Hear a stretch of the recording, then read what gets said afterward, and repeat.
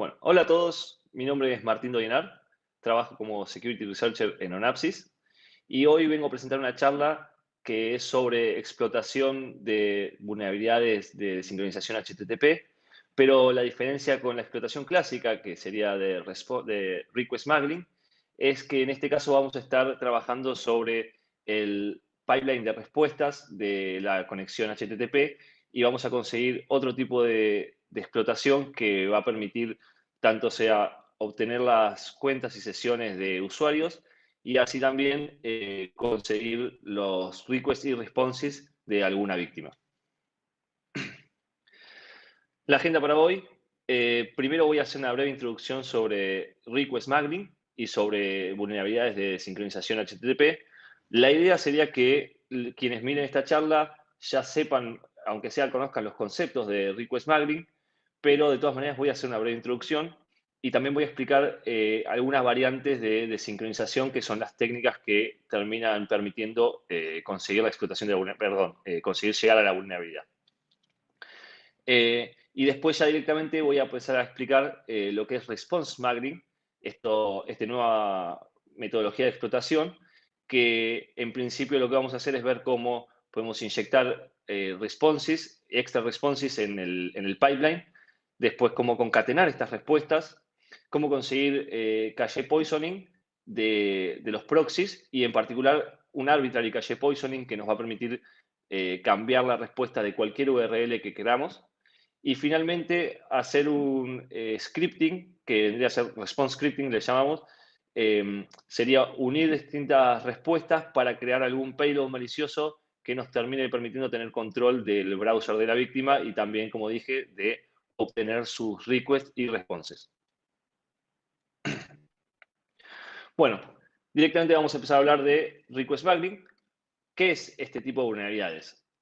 Es un ataque, request smuggling es un ataque introducido en el 2005 por Watchfire, que después en el 2019 fue revivido por James Kettle en unas charlas que presentó tanto en Black Hat como inclusive en EcoParty.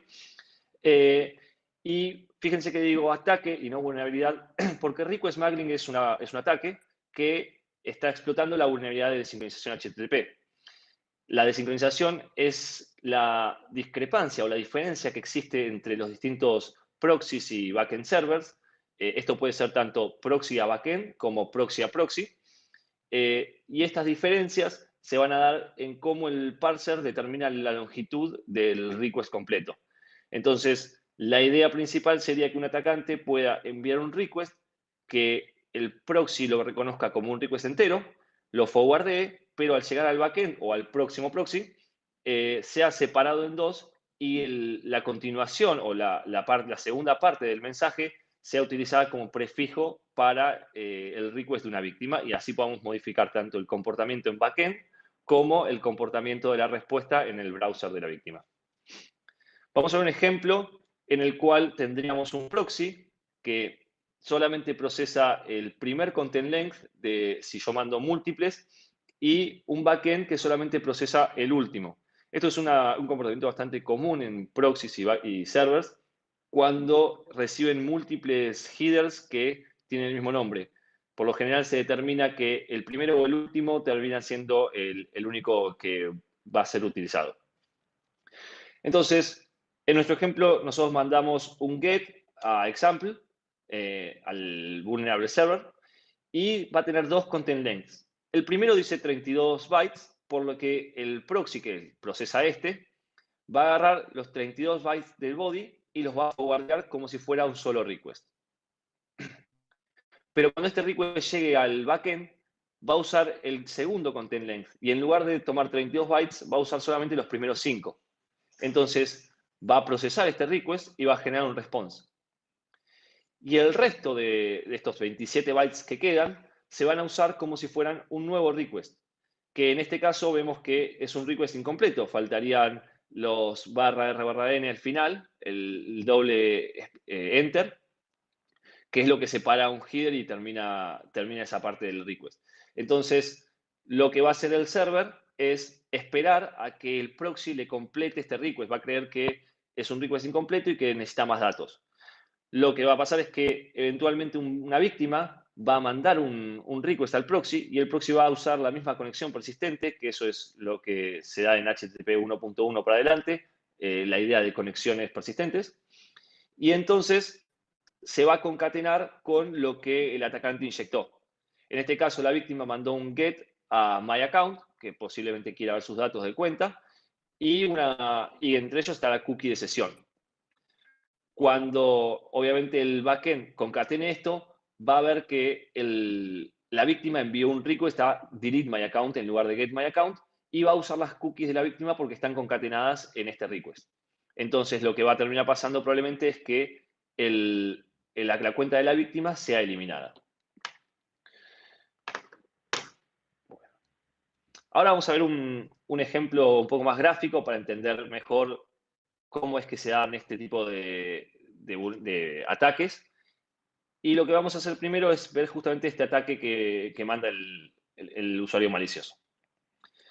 Primero se envía este request que va a ser separado en dos cuando llegue al backend. Llega al proxy, se pone en la cola de request, se forwardea y en el backend, como dijimos, se separa en dos. El primero se procesa, la primera parte del request se procesa, se genera un response y se le envía de nuevo al atacante. Cuando el cliente o cuando una víctima próxima envíe un request a este proxy, lo que va a pasar es también se va a encolar en el pipeline de requests y se va a enviar al backend. Cuando esto sea forwardeado y el backend lo reciba, lo va a concatenar con lo que nosotros pudimos inyectar como atacantes y se va a generar un response. Acá lo primero que va a pasar es el backend va a procesar lo que nosotros le hayamos dicho. Entonces podemos utilizarlo para, por ejemplo, como vimos recién, cambiar el comportamiento del request de la víctima en el backend, que podrían, en el caso anterior, de eliminar la cuenta del usuario. Pero además, el response va a ser enviado de nuevo al cliente. Y si este response contenía algún payload malicioso, como por ejemplo podría ser una XSS, si tenemos un get que tiene una reflected XSS, podríamos usarlo para que el response contenga algún script que nos dé control del browser del usuario. Entonces, esta es la idea más sencilla de request smuggling y lo que vamos a ver es distintas técnicas para llegar a esta desincronización. Recién expliqué una técnica que sería la de usar múltiples content length headers en el mismo request para que un proxy use uno y el siguiente proxy o el siguiente backend use otro. Pero también, estas técnicas son utilizadas aprovechándose un error de implementación del protocolo o de interpretación del protocolo. Pero también podemos llegar a desincronización usando una técnica que me parece muy interesante porque pudimos usarla y reportarla, que tiene que ver con un error en la RFC directamente de HTTP y no en una implementación. Esto se da porque cuando se escribió la RFC probablemente nadie sabía estos ataques de desincronización, entonces habían features que en su momento no se vieron peligrosas, pero que hoy en día sabemos que pueden ser utilizadas para justamente llegar a desincronizar y inyectar requests en el backend. Entonces, para entender esto que sería Connection Desync, es el nombre que yo le doy a esta variante, tenemos que entender primero que es un end-to-end y un hop-by-hop header. Los end-to-end headers son aquellos que están pensados para viajar desde el cliente o desde el origen hasta el servidor o el destino. Esto significa que todos los proxies que estén en el medio recibiendo nuestro request y forwardeándolo van a tener que también forwardear este tipo de headers, que serían en sí la mayoría de los que conocemos normalmente. Es raro que un proxy elimine un header porque sí. Pero hay otros headers, que son los hop by hop, que es la diferencia, que en lugar de ser forwardeados por todos los proxies o nodos en la comunicación, lo que va a pasar es que va a ser eliminado recién al llegar al primer proxy. Es decir, si yo mando un hop by hop header y tengo un proxy en el medio, este lo va a procesar, lo va a parsear y después lo va a eliminar antes de forwardear el mensaje. ¿Cómo se declaran los hop by hop headers? Usando otro header muy conocido que es el de connection. En general, la gente cree que el connection header solamente sirve para especificar cómo debe ser la conexión entre un cliente y un proxy, o un cliente y un backend, pero tiene un poco más de utilidad cuando se considera que cuando yo declare un valor en el header connection, también voy a poder declarar un header aparte con el mismo nombre que va a ser utilizado como hop by hop, es decir, no va a ser forwardeado cuando llegue un proxy. Vamos a ver un ejemplo muy sencillo en el cual yo mando un get a hello y le voy a indicar que tengo dos connection options, que serían en sí dos connection headers. Primero le voy a decir que tengo como connection keep alive y, y el header option. Entonces, lo que puedo hacer es después declarar headers con esos mismos nombres, keep alive y option, y declararles algún valor. En general, keep alive, por ejemplo, se usa para establecer cuántos requests pueden mantenerse hasta que se cierre la conexión, pero podríamos declarar cualquiera, es decir, se puede poner cualquier nombre y cualquier valor custom tendría que ser aceptado y declarado como un hop by hop header. Entonces, ¿qué pasa? Cuando yo le mande este request al proxy, lo que va a hacer es primero procesarlo, parsearlo completamente, y antes de forwardearlo, le va a eliminar todos los headers que sean de hop by hop, es decir, el options y el keep alive. Y finalmente, obviamente, el connection header. Entonces, hasta acá no hay nada peligroso, pero si nosotros pensamos que las variantes de sincronización justamente lo que hacen es, o lo que buscan es esconder un header de un proxy o de un backend y no del otro, esto es una herramienta muy útil porque lo que estamos consiguiendo es que un proxy procese algunos headers y que después no los mande. Entonces, ¿qué pasa si en lugar de declarar un nombre arbitrario, un nombre custom cualquiera que no tenga ninguna utilidad, declaramos como hop by hop header uno que sí debería llegar hasta el backend? En este caso, vemos un ejemplo en el cual yo declaro como connection value el content length, el valor content length. Entonces, lo que va a pasar acá es, yo voy a mandar este request al backend, al proxy. El proxy va a leerlo, va a decir, bueno, el content length es 13, entonces va a agarrar todo el request y lo va a forwardear, pero antes de hacerlo va a eliminar los headers declarados en connection, que en este caso sería content length. Entonces, cuando esto llega al backend, el backend en lugar de ver que esto tiene un content length de 13, no lo va a ver porque no está ese header y va a asumir que tiene content length 0, que es lo que especifica el RFC.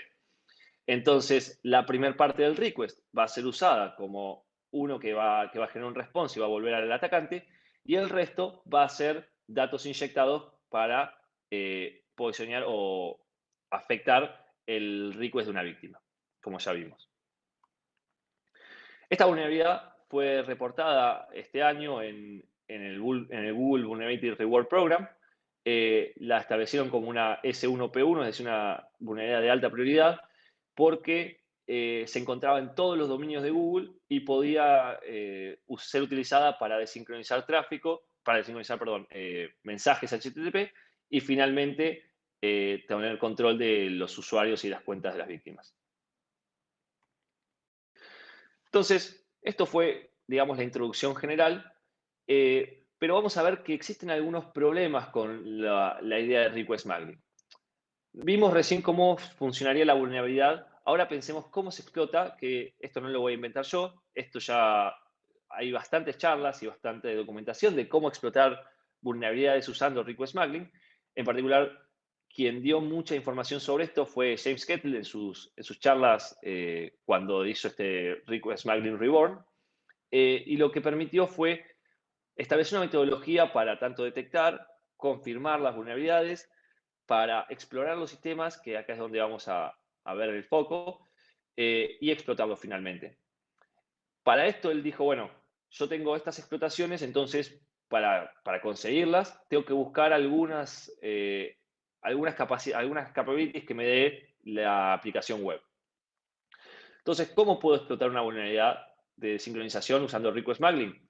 Bueno, primero se puede hacer un bypass de los controles de acceso del frontend, es decir, si yo tengo un proxy que limita el acceso a ciertas URLs, por ejemplo, lo que voy a conseguir usando request smuggling es esconder un request, que es el que estamos inyectando, y que no sea parseado o no sea reconocido como un request distinto por el proxy. Entonces, no va a poder aplicar las reglas de control y entonces vamos a poder bypassear este tipo de controles. Ahora, obviamente, no significa que podamos bypassear controles del backend ni de autenticación en general, sino que simplemente son controles de acceso que vamos a poder bypassear y que en muchos casos no es tan sencillo y no hay tantos controles en muchas aplicaciones reales.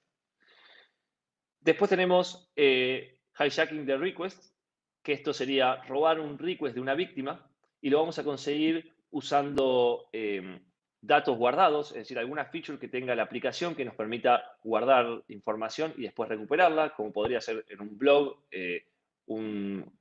cualquier lugar donde yo pueda escribir, dejarlo guardado y después recuperarlo. Podría ser un mail, si yo pudiese mandar un mail, esto va a quedar, esta información guardada que yo después puedo recuperar.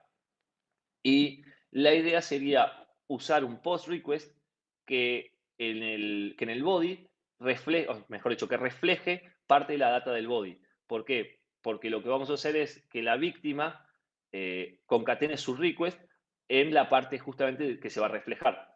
Pero obviamente esto tiene un montón de limitaciones, principalmente qué tipo de caracteres se pueden utilizar. En los requests muchas veces hay caracteres que no se pueden después reflejar en una aplicación. Y además tiene el problema de que obviamente tengo que tener esta feature de guardado y que en muchos casos es con autenticación y no termina siendo tan sencillo o trivial la explotación. Después tenemos la mejora de vulnerabilidades existentes, en particular de XSS y de Open Redirects, que lo que hacen es sacar la necesidad de interacción con el usuario. Como vimos, nosotros podemos inyectar el prefijo del próximo request que va a ejecutar la víctima. Entonces, ya no tendríamos que interactuar con un usuario si queremos, por ejemplo, explotar una vulnerabilidad de cross-site scripting reflejada. ¿Por qué? Porque directamente la inyectamos en la cola de request del backend y se va a ejecutar cuando alguna víctima, sin tener ninguna interacción con nosotros, llegue hasta el backend con un request. Pero otra vez, acá tenemos el problema de que primero tendríamos que tener una vulnerabilidad existente y eso a veces no aparece en alguna aplicación o tenemos que hacer un esfuerzo extra y también está limitado a las capacidades que tenga esta vulnerabilidad. Si es una XSS, podremos ejecutar código o podemos ejecutar un JavaScript. Un Open Redirect podremos redirigir a la víctima dependiendo de la situación, pero en general no es tan sencillo porque obviamente necesitamos una vulnerabilidad. Después tenemos ataques de web caché. En general son ataques en los cuales tengo un proxy que tiene una caché y lo que hace ese proxy es directamente cachea en base a la URL que estamos haciendo el request y no a los clásicos headers de caché control que deberían ser utilizados. Otra vez esto sería un error de la aplicación, pero a veces se encuentran, no es tan raro y aún con esto puede ser muy difícil llegar a una explicación correcta porque no es tan determinístico en muchos casos los ataques de request smuggling. Entonces, tener un control completo de lo que estamos cacheando no es tan fácil. Si tenemos aparte una idea de caché poisoning, entonces ahí sí se puede escalar un poco más, pero otra vez necesitaríamos más vulnerabilidades y más conocimiento del sistema. Y por último, tenemos otro tipo de ataques que son los de Server-Side Request Forgery, Internal Redirection y otros más que son un poco más complejos, pero aún así se tienen que tener mucho conocimiento de la aplicación y termina dependiendo de algún otro error que exista también ahí. Entonces, como podemos ver, no es trivial explotar una vulnerabilidad de sincronización HTTP usando request smuggling. Por más que tengamos una guía y una metodología para hacerlo, no es tan sencillo, no es algo fácil de hacer. Y entonces, lo que me pasó a mí cuando yo quise explotar esto en un pentest, que de hecho de ahí nace todo este research, me di cuenta que necesitaba algo más, que esta aplicación no estaba encontrando las cosas que necesitaba para poder hacer request smuggling y empecé a pensar que esta es una vulnerabilidad tan amplia y que tiene tanto poder es decir, estoy controlando el tráfico HTTP, supuse que tenía que poder hacer algo más con esto. Entonces, se me ocurrió probar nuevas cosas que a priori veía que no se estaban probando o que la gente realmente no observaba, y me puse también a establecer laboratorios con un Wireshark y mirar qué estaba pasando tras de esto. Entonces, ¿qué es response marbling? Bueno, justamente es la idea de, en vez de tratar de modificar el request de una víctima, sea enviando un prefijo, lo que voy a tratar de hacer es enviar un request que genere dos responses. ¿Para qué? Para justamente desincronizar todo el tráfico que venga después de mi ataque. Porque recordemos que en HTTP los requests no se asocian por un ID, los requests y responses no se asocian por IDs o por alguna otra metodología, sino que simplemente es por orden. Es decir, un proxy forwardea un request y espera que el siguiente response corresponda a ese request. Si el proxy forwardea dos requests, espera que el primero sea para el primero, el segundo para el segundo, y así. Entonces, ¿cuál es la idea? Otra vez, que un atacante envíe un request que tenga escondido otro que se va a separar en el backend. También va a haber un cliente enviando su propio request, que es un request válido común. Cuando esto llegue al proxy, el proxy los va a encolar y los va a forwardear al backend. Pero en el backend, el request del atacante se va a separar en dos, como ya vimos, y en este caso, en lugar de ser un prefijo para el próximo mensaje HTTP del cliente, lo que va a hacer es un mensaje completo, es decir, se va a completar y va a terminar generando un response solo. Entonces, del request del atacante se van a generar dos requests en backend y dos responses más el de la víctima. Cuando estos tres responses vuelvan, lo que va a pasar es, el primero va a ir para el atacante. El segundo, que es el malicioso, que es algo que ya podíamos hacer en request smuggling, va a ir para la víctima. Pero ¿qué pasa? Ahora el atacante lo que va a hacer es mandar un nuevo request. ¿Por qué? Porque el response de la víctima quedó encolado y todavía no tiene a quién mandárselo, el proxy. Entonces, cuando el atacante mande su request al proxy, el proxy va a forwardearlo al backend, pero va a ver que en su cola de respuesta ya tiene un response listo. Entonces, se lo va a mandar al atacante. Y el atacante en este caso va a estar recibiendo el response del request de la víctima, que si por ejemplo era un request a un login, probablemente tenga cookies de sesión y otro tipo de información que sea sensible y que el atacante obviamente no debería tener acceso. Pero bueno, si hacemos esto y si lo probamos en un sistema común, vamos a ver algunos problemas. ¿Por qué? Porque cuando yo por lo menos lo probé en algunos proxies, los más populares, lo que me pasaba es que cada vez que yo enviaba este request, o que llegaba un request, un response extra, el proxy cerraba la conexión, ¿sí? Constantemente me pasaba que se cerraban las conexiones y no entendía bien por qué, hasta que obviamente miré un poco más de cerca lo que estaba pasando en los proxies y recordé la diferencia entre pipelining y conexiones persistentes y cómo estos se hace y se maneja en la mayoría de los proxies. Entonces, para entender esto bien, primero entendamos qué es HTTP pipelining. Que no se confunda con el concepto de persistent connection, por eso puse los dos.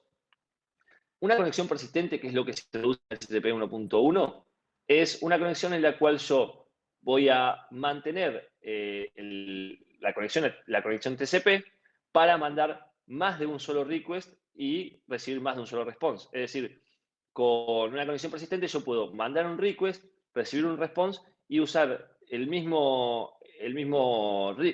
conexión para mandar otro request más, otro response y así sucesivamente. ¿Sí? Que esto antes en HTTP 1.0 no era posible. Había que abrir una conexión nueva y generaba un montón de tráfico extra que no era necesario. Pero en HTTP 1.1 también se introduce otro concepto muy importante y que este nos va a ser, es el que nos complica y el que en sí también vamos a usar para conseguir request y response smuggling, que es la capacidad de mandar más de un solo request sin esperar antes el resultado del mismo. Es decir, yo ahora voy a poder mandar, en lugar de un request y recibir un response, voy a poder mandar uno, dos, tres o más requests y después empezar a recibir los responses. Esto es muy útil, por ejemplo, cuando se envía un request o cuando se carga una página que tiene imágenes, que tiene scripts, cosas que ya sabemos que no dependen una de otra, sino que necesitamos cargarlas todas indistintamente de cómo van llegando. Entonces, que esto no nos confunda, la idea sigue siendo la misma de que si yo mando 3 requests, el primer response tiene que ir para el primer request, el segundo response para el segundo request y así sucesivamente. Y esto es fundamental. El orden de los requests y responses va a manejar quién machea con quién. ¿Sí? Recordemos, no hay un IDE como pasa así en HTTP2 y en otros protocolos. Entonces, ¿por qué esto nos está generando un problema? Vamos a ver qué es lo que pasa realmente cuando yo mando un request a la mayoría de los proxies. Esto no es en todos los proxies ni en todos los backends, pero es un comportamiento bastante común. En algunos vamos a tener éxito simplemente con hacer lo que ya dijimos antes, pero en la mayoría no, y vamos a tener que darle una vuelta de tuerca a esta situación. Entonces, ¿qué pasaba? Yo mandaba como atacante mandaba este request malicioso y la víctima mandaba su propio request. Cuando llegaban al proxy, lo que estaba pasando es que los dos se encolaban en el mismo lugar y se mandaban por la misma conexión.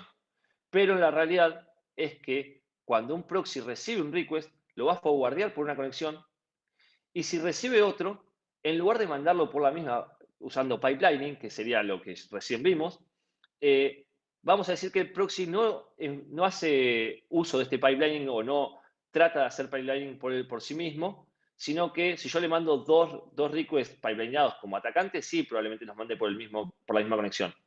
Pero si le mando dos requests de dos personas distintas o de dos conexiones distintas al proxy, también él va a generar dos conexiones distintas al backend.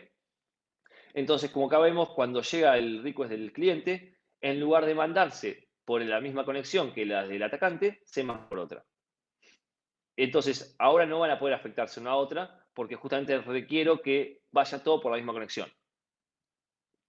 Cuando esto pase, va otra vez a generarse estos 3 responses, se van a mandar, la víctima va a recibir su response, el atacante va a recibir el primer response, pero va a quedar un response suelto, ¿sí? Hasta acá nosotros decíamos que era un response huérfano, es decir, que no tenía dueño y que el próximo request iba a recibir esta respuesta.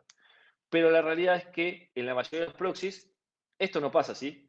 Y lo que realmente pasa es que si un proxy recibe un response sin haber realizado un request, que es algo raro, que no debería pasar, va a considerar que hay un error en la conexión y lo que va a hacer es directamente cerrarla, olvidarse del keep alive, y con esto vamos a perder este response extra y la capacidad de afectar a otros usuarios. Entonces, ¿qué es lo que podemos hacer para evitar este problema y para poder realmente inyectar nuestro request y nuestro response? Bueno, primero vamos a ir como atacante, vamos a mandar nuestro request, como siempre, va a ser forwardeado al backend, va a llegar al backend, va a ser separado en dos, pero ahora la idea es que, si bien el primer response se va a generar y se va a mandar, el segundo tiene que ser un request que consuma un poco de tiempo. ¿Cuánto? No mucho. Tiene que ser lo suficiente como para que antes de ser procesado y generar una respuesta, el response inicial se reenvíe al proxy, que el proxy lo manda al atacante y que ahora sí el cliente pueda mandar su request porque va a estar libre esta conexión, entonces yo puedo mandar otro mensaje. Ahora sí, cuando el cliente mande su request, lo que va a pasar es el proxy lo va a forwardear y entonces este se va a meter en esta cola de request, que eso sí es posible y no hay ningún problema. En todo ese tiempo, este request inyectado podría haber generado su response, ¿sí? Lo importante es que no pase antes de que el cliente mande su request, porque si no va a recibir un response extra, el proxy va a decir, ¿qué pasó acá? Vamos a cerrar esta conexión. Como no es la idea, por eso digo, lo ideal es mandar un request que tarde algunos idealmente algunos milisegundos. Si puede tardar un segundo sería excelente, con eso alcanza y sobra en la mayoría de los casos. Pero bueno, este response ahora sí se va a mandar por esta línea y va a ser enviado al cliente. Pero recordemos que nuestro objetivo no era este. Esto ya podíamos hacerlo con request smuggling. Entonces, la idea es que ahora el atacante mande su nuevo request y mientras este está volviendo, llegue a la línea de respuesta y se le mande al atacante. ¿Sí? Eso va a mantener desincronizado todo el tiempo que quiera esta conexión y voy a empezar a recibir responses que no son míos y eso mismo también le va a pasar a las víctimas. Como vemos acá, cuando usamos un request que realmente dura un poquito más, empezamos a ver que esto sí funciona. Hay que empezar a jugar un poco con los tiempos. En general esto sí es un poco de prueba y error, de ver cuánto dura cada response y si las conexiones se cortan. Pero acá vemos con un poquito de tiempo ya solamente alcanza para que la conexión se mantenga y podamos desincronizar por completo la conexión.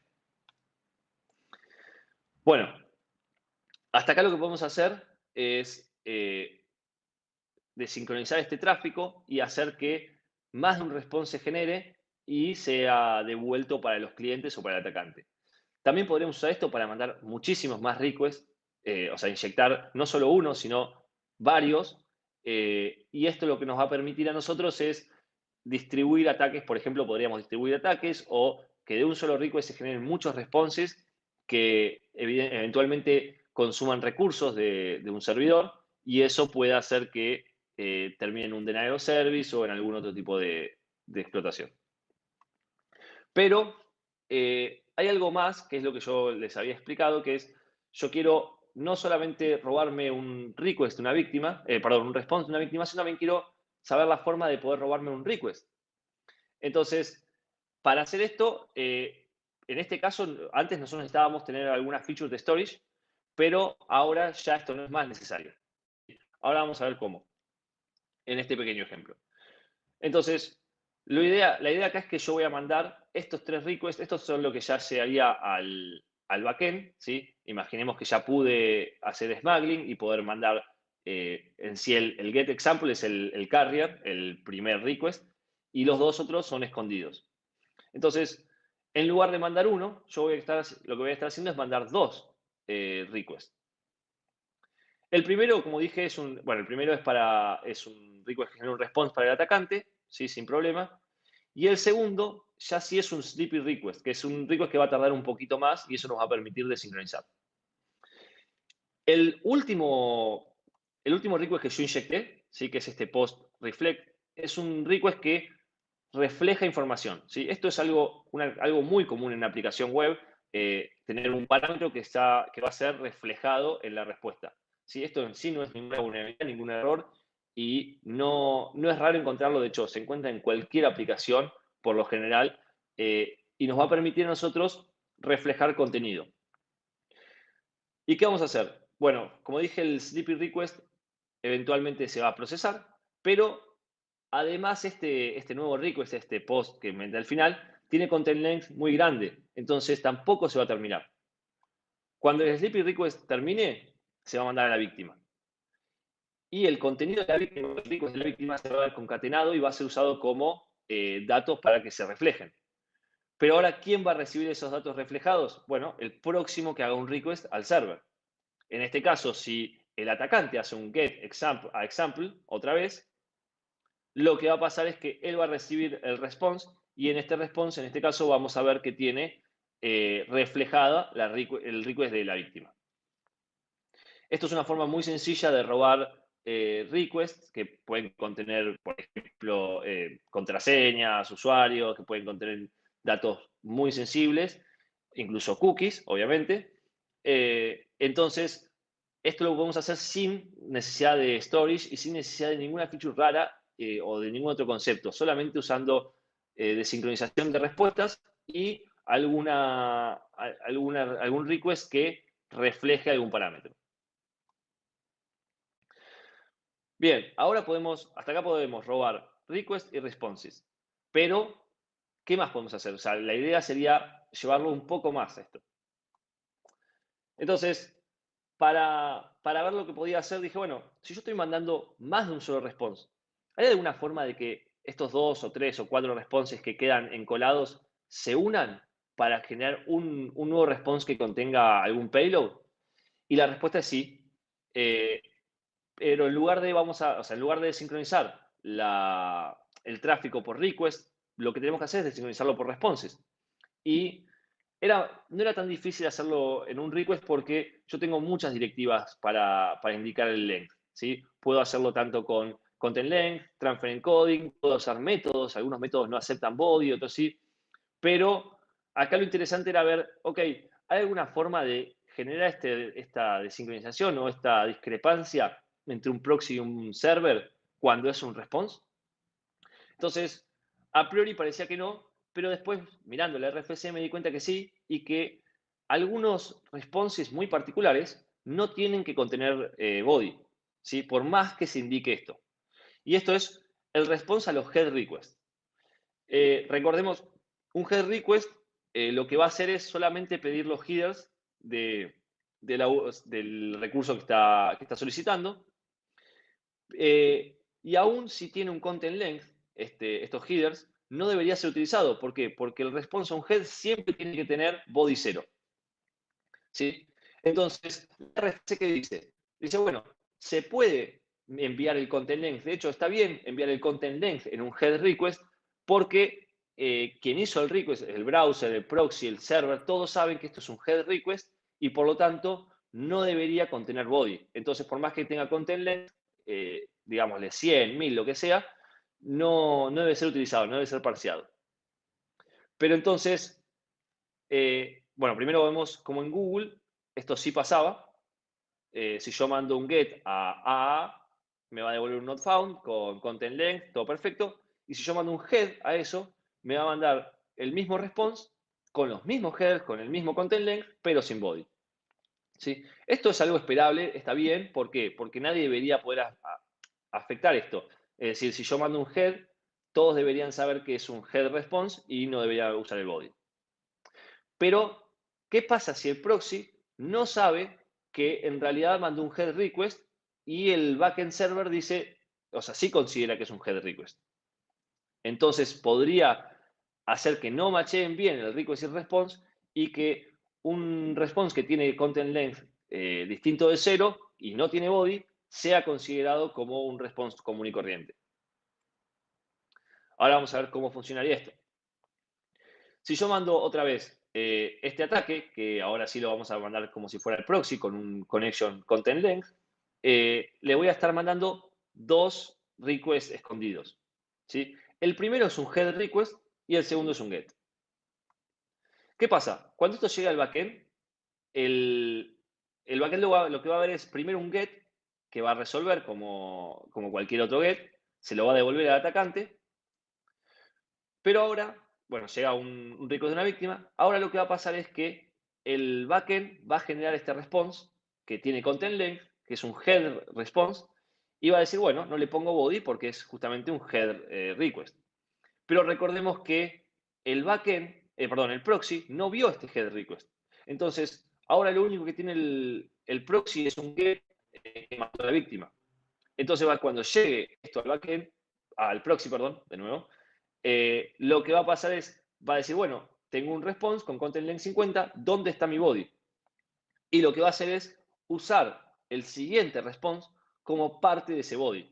Es decir, va a usar los primeros 50 bytes como si fueran body del primer response. ¿Sí? Entonces lo que voy a conseguir es concatenar estos dos y mandárselo a la víctima. Y el resto de lo que quedó se va a usar como un último response, que en este caso no es válido y se va a descartar, pero también podría ser válido. Y ahí podríamos inclusive escribir nuestro propio response. Otra vez vamos a verlo con un pequeño diagrama o gráfico que nos permite entender mejor esto. Entonces, el atacante lo que hace es mandar un get request, ¿sí? al proxy. El proxy lo va a forwardear, ¿sí? Dice, bueno, tengo un get request. Esto se va a separar en 3 en el backend. El primero se va a procesar, se va a mandar la respuesta al atacante. Y ahora cuando el cliente mande un GET request, el proxy lo va a forwardear también. Ahora se generaron los dos responses que faltaban del backend y estos responses van a ser mandados de nuevo al proxy. Y el proxy, ¿qué va a decir? Tengo un GET request, entonces, como ya dije, el body debería ser utilizado, el content length debería ser utilizado y va a concatenarlos y mandarle esto al cliente. Y lo que quede va a ser utilizado como un nuevo response, que en este caso era inválido, entonces va a considerar que tiene que cerrar la conexión. Bien. Entonces, ahora lo que podemos hacer es, usando varios responses, concatenarlos y crear un nuevo mensaje que podría tener otra cosa, podría tener lo que quiera. En particular, acá lo que va a estar pasando es que vamos a usar headers de un response como body. ¿Sí? ¿Y qué es lo útil o lo interesante de esto? Bueno, que muchas veces es posible reflejar contenido en los headers de un response, porque en sí esto no va a ser procesado o no va a ser procesado como código. Entonces, en general eso no es una vulnerabilidad, de hecho no es una vulnerabilidad. Y además, lo que vamos a poder hacer es cambiar el content type o el contenido de un request, de un response, perdón. ¿Por qué? Porque si yo uso los headers de un response, o sea, usando el head, y le seteo, por ejemplo, content type, text HTML, después todo lo que venga siguiente del siguiente response va a ser considerado como HTML. Entonces, si antes tenía algo que era un text plain, que no podía ser utilizado como código, ahora sí puedo convertirlo a HTML y que esto se procese y termine teniendo algún efecto en el browser de la víctima. Acá vemos, por ejemplo, justamente esta idea. Si yo mando un head y después un get acá a algo que me redirige y me genere un script, pero este script va a estar generado en el header location, que antes no podía hacer un payload o algo que pueda generar un cross-site scripting. Bueno, ahora sí. ¿Por qué? Porque otra vez estoy poniendo content type HTML, es decir, busco algún head response que tenga content type HTML y que tenga content length distinto de 0 y idealmente grande como para que yo pueda incluir todo lo que quiera o todo el response que quiera y así usarlo para el payload. Entonces, en este caso, como dije, el head generó estos headers y el get generó el body de este response que va a tener el payload.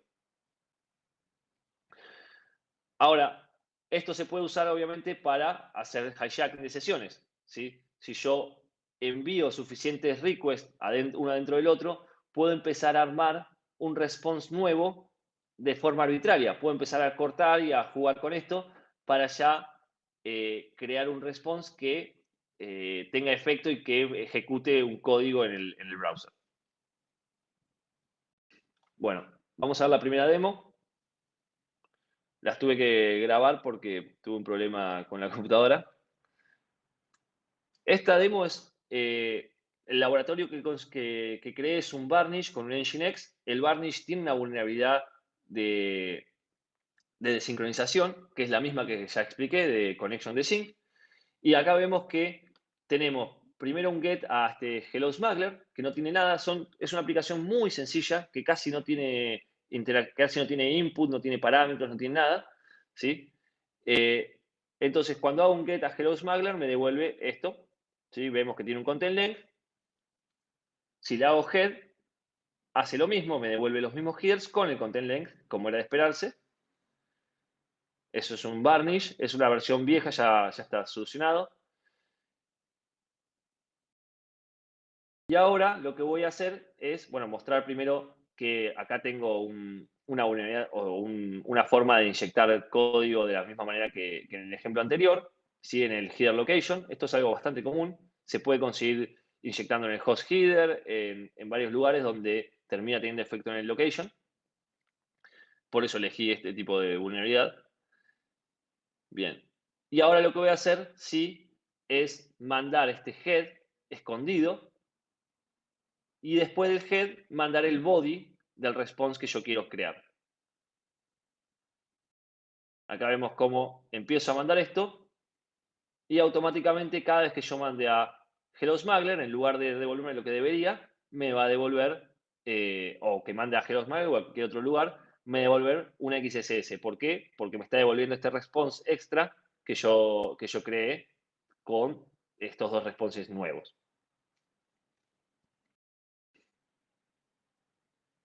Vamos a ver que si yo detengo el ataque, ya la aplicación me vuelve a mandar a Hello.Smuggler sin ningún problema.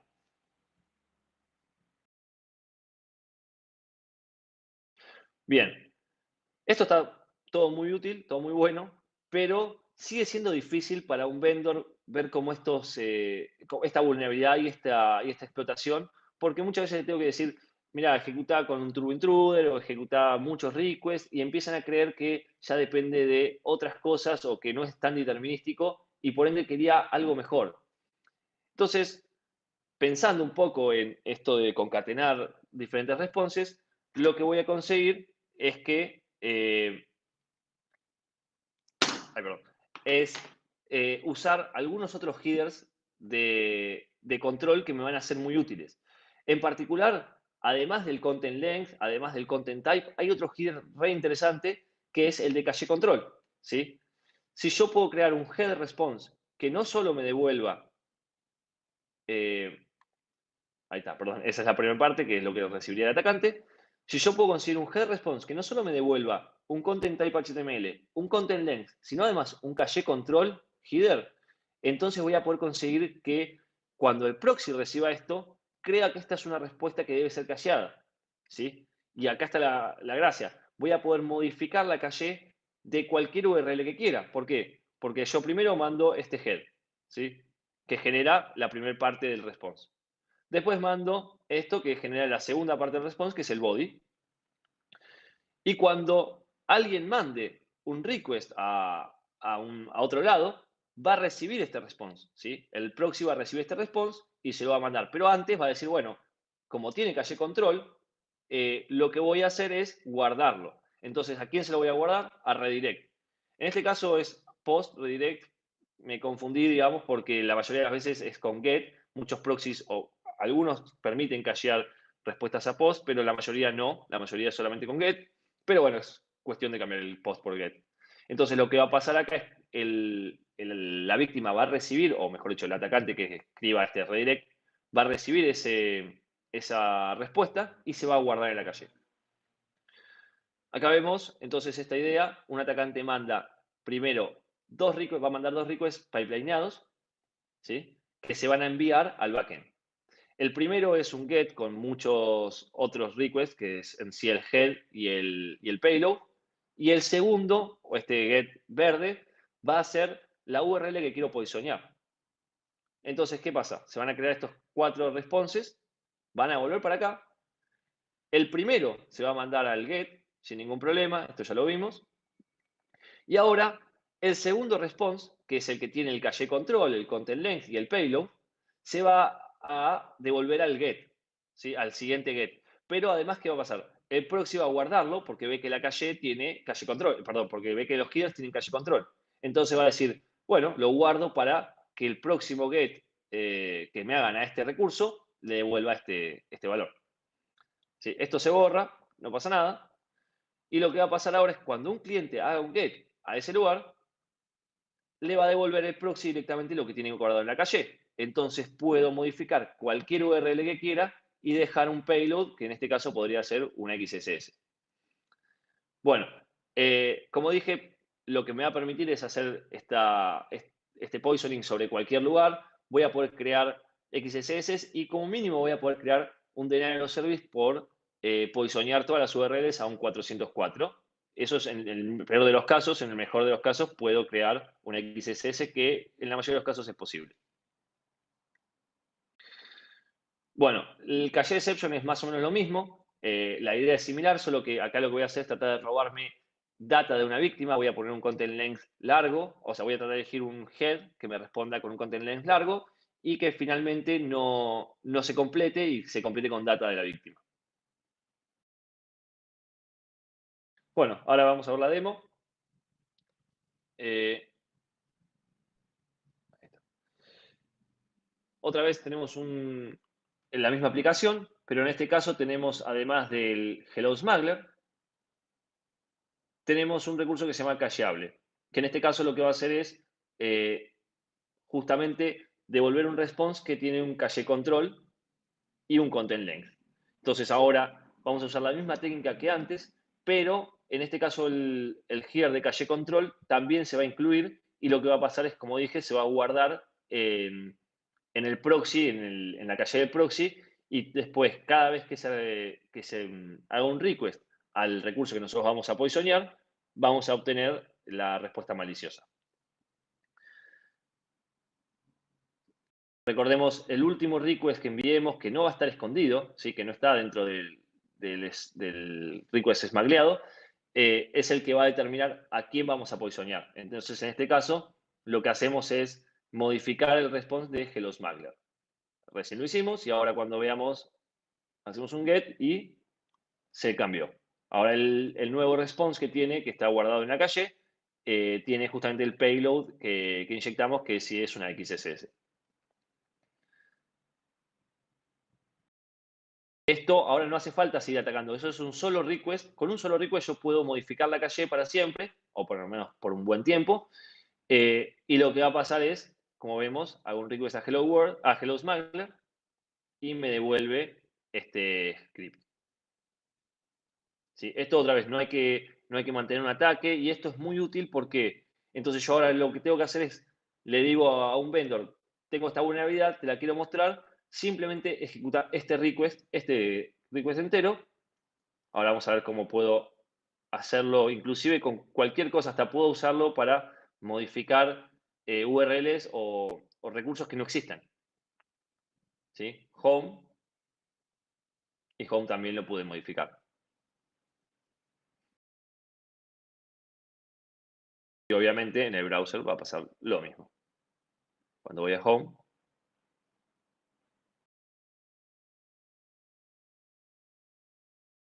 termina haciendo esto. Bueno, muy bien. Entonces, ¿cuáles son las conclusiones de este research? Primero, response smuggling, a diferencia de request smuggling, no necesita otras vulnerabilidades. Recordemos que está todo en la RFC. La parte de content length en los header responses está en la RFC, está permitido. Después, todo lo que es el pipelining y todo lo que es las conexiones persistentes también está incluido en la RFC. Para hacer robo de request, por lo general lo único que vamos a necesitar es una reflexión de parámetros, que eso es algo muy común en una aplicación y no es una vulnerabilidad. Así que lo que vamos a necesitar son todas cosas que deberíamos encontrar y que a priori no deberían ser reportadas como vulnerabilidades. Es decir, nadie podría decir esto es un error previo a response smuggling. Después, con response y request smuggling podemos comprometer completamente la confidencialidad, ¿sí? Podemos robar tanto requests y responses. Usando cache poisoning y inyecciones una tras de la otra, lo que podemos hacer es comprometer la disponibilidad del sistema, ¿sí? Podemos, como dije, cambiar todos los responses a un 404 o inclusive usar múltiples inyecciones para comprometer los recursos y terminar por ahí tirando abajo un servidor.